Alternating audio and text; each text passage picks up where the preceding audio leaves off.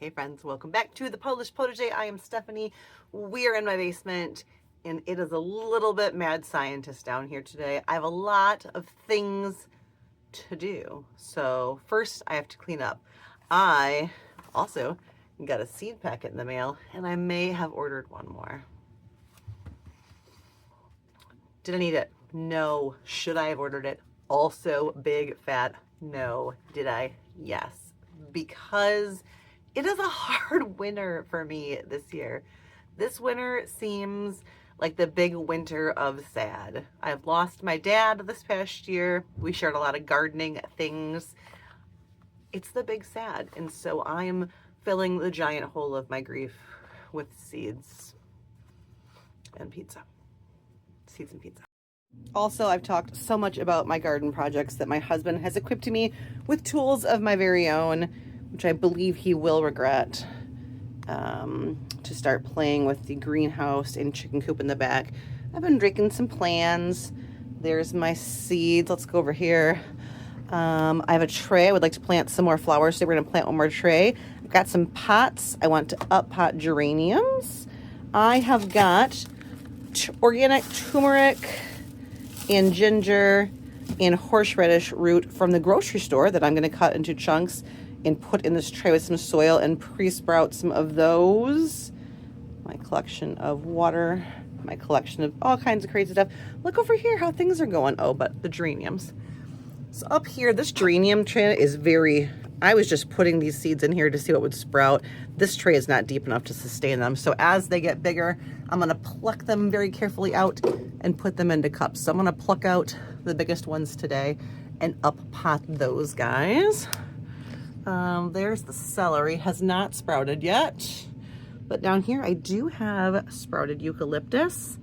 The onion is doing great. I'm gonna have to trim these tops off. Whoa, baby, come on out. All the onions doing really good. I've got a funny situation going with these ranunculus. These are the ranunculus corms. You can see they have sprouted fairly well, but this tray, not. Plant these at the same time in the same soil, have treated them exactly the same. These ones, not doing much. There's a couple back there that have just started.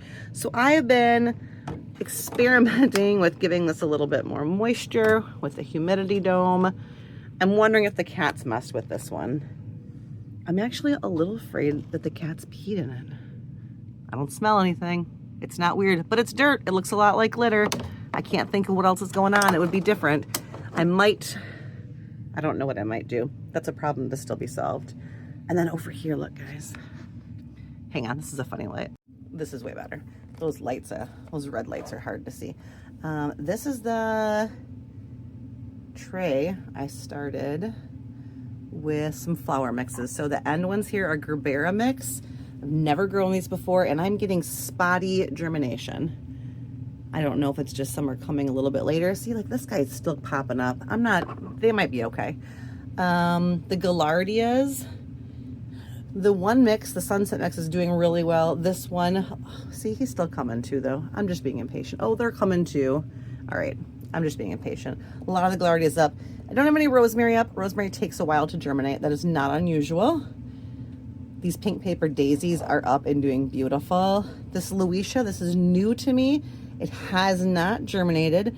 I'm keeping the top very moist and I'm getting some algae situation here. So I'm riding that fine line between keeping it moist so the seeds will germinate without it getting too algae-ish. We'll see how I do with that. Salvia, the Sky High. I have 3 up. This one looks like it's about to be up. The other 2, not so much. And then here is the Imperial Stock on the end. 3 rows of that. I have a couple. Oh, he's coming up. I'm just being impatient. Look I have flowers, guys. All right, I stuck those back in their house. The only other thing I have over there is Lisianthus, which, reminder, never grown before. It's supposed to be really, really beautiful. Super difficult to germinate, a little tricky to get going. I have 20 seeds. They're not sprouted. They're still in their containers, keeping the top moist, keeping them under a light with a humidity dome on them. We'll wait and see. They supposedly take a very long time, so I'm not too nervous about that. All right, let's open seeds first because that's fun, right? Pull tab here. I did. These seeds are from the Buffalo Seed Company. And actually, I ordered these on purpose because I've never ordered seeds from here before.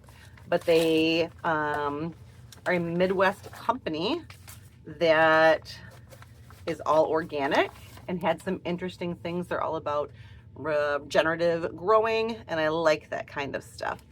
So I ordered a chickpea because I think it would be super cool to grow my own chickpeas and make my own hummus. Not that it would probably make more than one thing of hummus, and it will probably cost me $40 to grow all these seeds, water them all year, preserve them, turn them into hummus. But I could say, this is 100% grown in my own yard hummus. And that kind of stuff makes me happy. I also got some loofah seeds. I don't know if I'm going to grow these this year, but I have grown them in the past, and I do want to grow them again in the future. I might grow some at my mom's. I got another salvia because I am a sucker. You see that pretty blue? This is called Sirius Blue, and I am a sucker for a blue flower. It's a little purpley blue. I don't mind it. Like, just look at it some more. Isn't it pretty? I'm a sucker for it. I also got some basil. This is Zambian lemon. I like a lemon basil. And I did not order this one. African basil. This must be a free seed. I did not order African basil because I have had it in the past. And it is a little bit punchy. What's it say? A lemon undertone with an extra punch of basil taste. For making pesto and adding raw to summer sandwiches. I will try this. It could be different from the one I tried before. And I like basil. Who doesn't like basil? So I'm going to add these to my seed collection. I'm going to put away these tools, and then we're going to up-pot the geraniums first. All right, I went ahead and watered these so they'd be a little bit easier to get out. And I put some pre-moistened soil about 2/3 of the way into that. I'm going to put a hole in the middle. And then I'm just going to use my finger to pick these guys out of here. Gently. I'm trying to avoid touching that tender stem. Put my fingers on that if I can. Just kind of going around it. Kind of setting it in here. Hey, little guy. Hang on, I gotta set him down. You's gonna be all right. Give him a little more soil. You all right. I'm going to do that 5 more times. All right, so here is now the current state of the geranium. Let me explain why I did this. So these 6 right here, if you see, are on to having their own true leaves. So these first sets of leaves that come out, these 2 rounder ones, those are seed leaves. Those are the ones that the seeds got in there that shoot out to get some light to start the process of growing like a geranium, right? So there's the 2 round ones. They are meant to yellow off and kind of die eventually. And then the true seeds, leaves, I mean, come on out right there. So they're how they're more, I don't know, geranium shaped, this guy and this guy. But see how this one's a little yellow? Same thing over here. This guy's a little yellow. They need a little bit more nutrients. These guys especially look kind of rough. They need some more nutrients. They need a little bit more care and different care than the ones that are in here. So this is a really shallow tray. It doesn't have a lot of soil. I'm not gonna fertilize it. There's seeds in here still, right? And also I need to keep the top of this soil very, very moist for germination. The danger you run into is if you keep something like this in there that's very moist, these stems can get really, really wet, and they can actually call dampening off. They can actually die. Those stems shrivel up and you lose your seedling. So I'm going to treat these bigger seedlings very different than a tray where it's still sprouting. So because these ones took off quick, which my suspicion is that most of these ones were the ones I got new from the seed company this year, whereas these ones that are going slower are probably the ones that I saved off my plants. I'm not really sure about that, but I did want to separate them so that I don't lose these guys by overwatering, and that as these guys get a little bit bigger, I can start to give them a little bit of fertilizer if they start yellowing without damaging seeds. So 2 different situations here, even though they're the same seed planted at the same time. All right, next up, my second tray of flowery early things before I start getting into vegetables.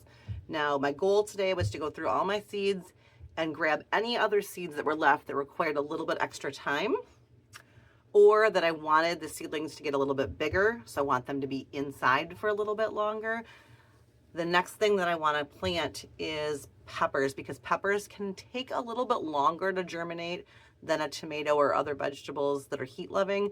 So I want to start those early so I get bigger pepper plants, because Michigan doesn't typically have the greatest long hot season. I can get very warm for short periods of time. Every once in a while, there's, like a miracle season where you get tons and tons of peppers. But typically what happens for me is I plant my peppers and they start coming in at the end of the season. They come all at once, it freezes and the plants are dead. So I like to get mine going a little bit bigger. So I've got a bigger size plant to put out so I get peppers earlier in the season.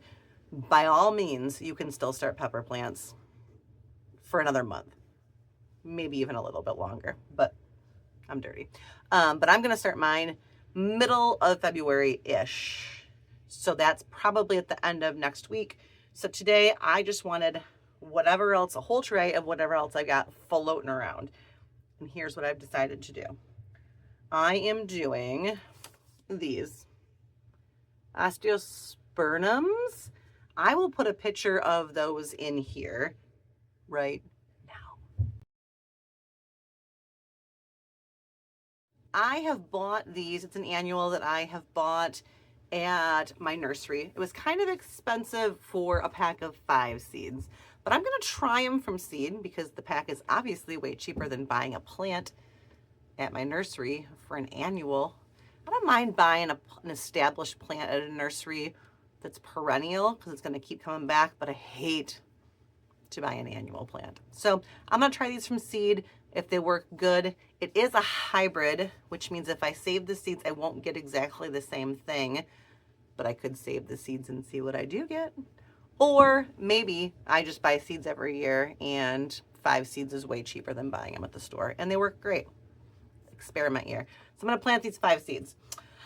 Then I'm going to plant Tithonia, which is Mexican sunflower. These are really, really tall.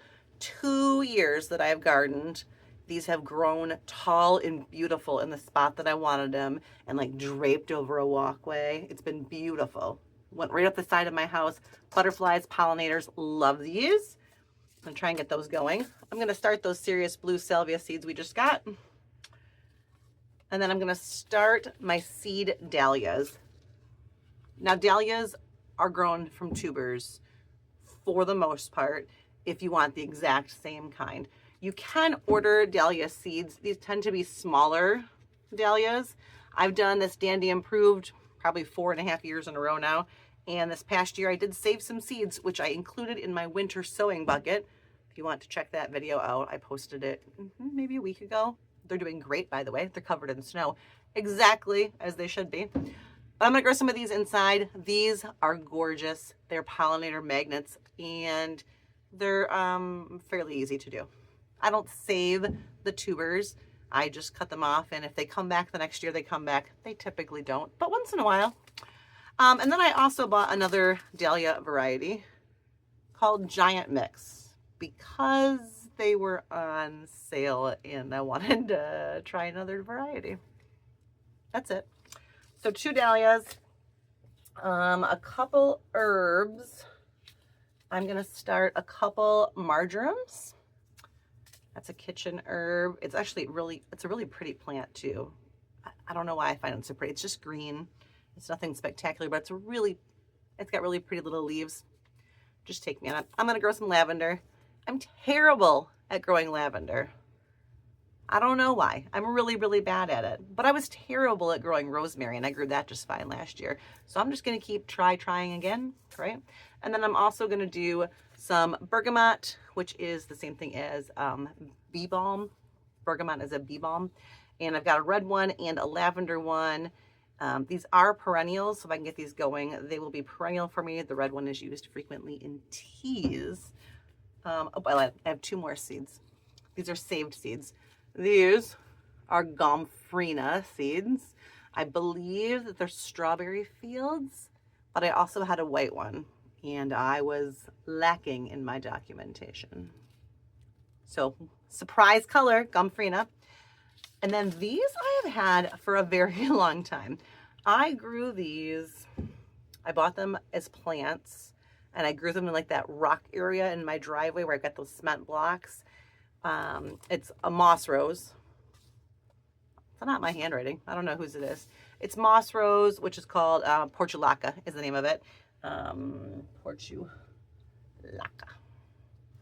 And it is very drought tolerant, and it makes these little kind of spiky, succulent looking, I don't know how to explain it, little succulents, and it sends up little flowers, but it doesn't need a lot of water. And I'm trying to really incorporate that block area in the driveway with some things like that Luisha that I started, and these, and some actual succulent plants, hens and chicks. I'm trying to build that up this year.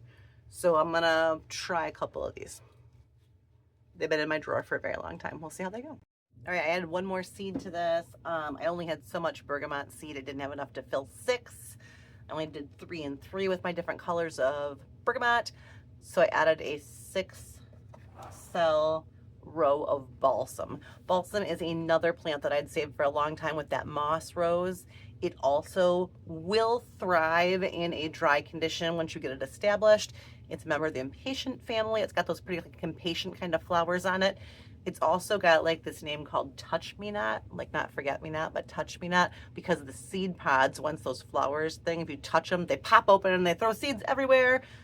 So you can get this plant everywhere. So I'm keeping it contained in the driveway, where if it throws seeds, they're gonna land on cement and not go anywhere, because I don't want balsam all over my yard. All right, tray planted. All right, I added her to the collection. Somebody asked me about these red and blue lights, and they have a hard time getting plants to grow under them. I did answer her, but just in case anybody else is wondering, I also have a hard time getting plants to thrive underneath those lights. They were the first lights I bought because I thought I was fancy buying the special lights. They do okay for seed germination for me. And at that point, I switch over to these brighter regular spectrum lights. I don't know why that is. I probably could look that up and find out, but I didn't yet. But seeing them right there just reminded me. So I use them to start them. You will see them disappear once I'm done with seed starting, and the big shop lights come out because I don't need them anymore. But I use them because I have them. Use what we have, right? All right. I am not going to plant the turmeric, the ginger, and the horseradish tonight. They are here, ready to go. That's going to be a tomorrow job. So I'm going to end her right here. I'll see you guys again real soon.